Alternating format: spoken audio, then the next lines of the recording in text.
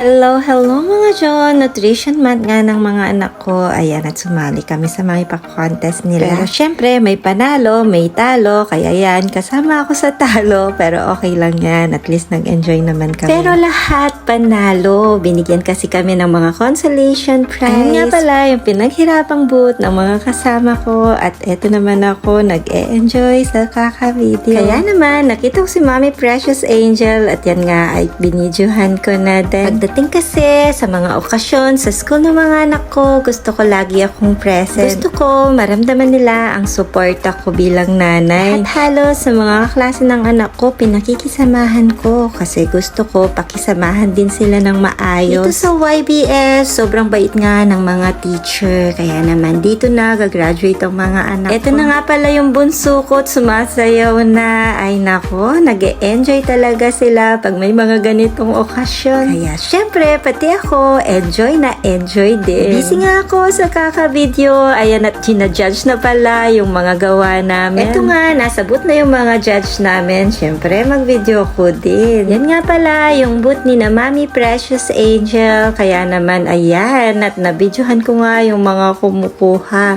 Hindi po ako nakadami ng siomay. Nakaisa lang po ako. Akala kasi nila ay naubos namin yung siomay nila. May nakapagsabi kasi sa akin dito sa may Novo na ako daw yung nakaubos ng siomay, hindi po ako yun. At sa totoo lang po, nahihiya pa po kami kumuha no ng mga kasama ko dyan sa mga siomay nyo. Siomay, batakaw lang po ako pero hindi po ako kumukuha ng higit pa sa isa. Tikim-tikim lang kami syempre kasi yun naman talaga para matikman natin yung mga gawa natin. Dahil nga tapos na, ayan, at pinamimigay na namin lahat ng prutas at mga gulay na dinala nila. Ang sarap talagang mamigay, nag-e-enjoy talaga kami, natutuwa at nagustuhan ng mga bata at mga mami syempre. Sige lang, bili-bili lang kayo ng libreng prutas at gulay, total nutrition month naman. Ito nga, yung kasama namin kuya, binibigay sa biyenan ko tong kalabasa, tapos ayan nga, at binawi. Sabi ko nga, wag mong bawiin, biyenan ko yan, kaya tuwang-tuwa siya. O diba, nakapag-grocery ng libre yung biyenan ko, ayan, at masarap daw yung kalabasa. Salamat kuya. Sobrang saya namin at napamigay namin lahat ng nandito. Kaya naman sige lang, bili-bili lang po kayo. Kuha-kuha lang pala. Ako, iba yung trip ko. Ito yung nagustuhan ko. Sobrang bait na kasama ko. Sige, sa'yo na, sabi niya.